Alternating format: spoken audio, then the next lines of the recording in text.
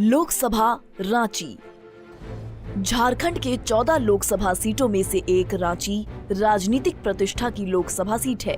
हालांकि साल 2000 में बिहार से अलग होकर झारखंड अलग राज्य बना, तब तक रांची भी बिहार का ही एक हिस्सा हुआ करता था। आजादी के बाद साल 1952 में हुए आम चुनाव में कांग्रेस के टिकट पर अब्दुल इब्राहिम सांसद चुने गए थे। 1957 में इस सीट पर निर्दलीय मीनू मसानी को जीत मिली थी।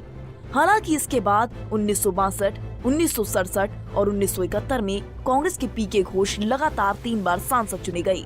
लेकिन आपातकाल के बाद 1977 में हुए चुनाव में इस सीट पर भारतीय लोकदल के रविंद्र वर्मा को जीत मिली। 1980 और 1984 में इस सीट पर कांग्रेस को जीत मिली और शिव प्रसाद साहू सांसद चुने गए। लेकिन 1989 में इस सीट पर कांग्रेस का कब्जा खत्म हो गया और जनता के दिल के टिकट पर सुबोध कांत सहाय संसद पहुंचे। 1991 में इस सीट पर पहली बार भारतीय जनता पार्टी को जीत मिली और राम टहल चौधरी सांसद चुने गए।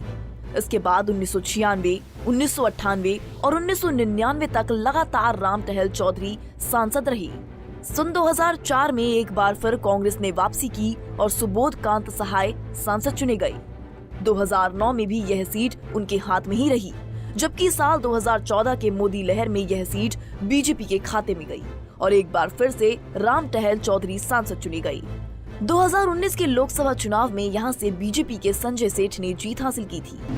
रांची लोकसभा सीट के तहत 6 विधानसभा सीटें आती हैं, जिनमें से रांची जिले की रांची, कांके, सिल्ली, खिजरी, हटिया और सरायकेला खरसावां की ईचागढ़ विधानसभा क्षेत्र में शामिल हैं।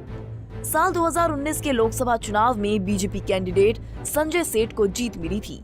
संजय सेठ को 7,06,828 वोट मिले थे, जबकि कांग्रेस के सुबोध कांत सहाय को 4,23,802 वोट मिले थे। वहीं निर्दलीय राम टहल चौधरी 29,597 वोट लेकर तीसरे स्थान पर रहे थे। अब एक नजर 2014 के लोकसभा चुनाव के नतीजों पर डाले तो साल 2014 में इस सीट पर भारतीय जनता पार्टी के राम टहल चौधरी को 4,48,729 वोट मिले थे, जबकि कांग्रेस के सुबोध कांत सहाय 2,49,426 वोटों के साथ दूसरे स्थान पर रही थी। वहीं आजसू के सुदेश कुमार महतो 1,42,560 वोट हासिल कर तीसरे स्थान पर रही थी। साल 2009 में हुए लोकसभा चुनाव पर नजर डालें तो कांग्रेस के सुबोध कांत सहाय ने 3,10,499 वोट हासिल कर जीत का परचम लहराया था, तो वहीं बीजेपी के राम टहल चौधरी 2,97,149 वोट हासिल कर दूसरे स्थान पर रही थी, जबकि जेवीएम के अख्तर अंसारी को 31,567 वोट मिले थे और वो तीसरे स्थान पर रही थी।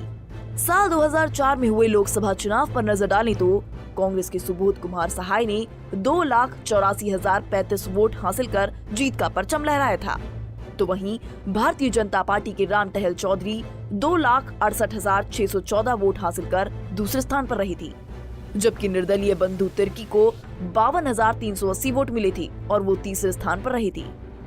Bureau report, Punjab Kesari TV.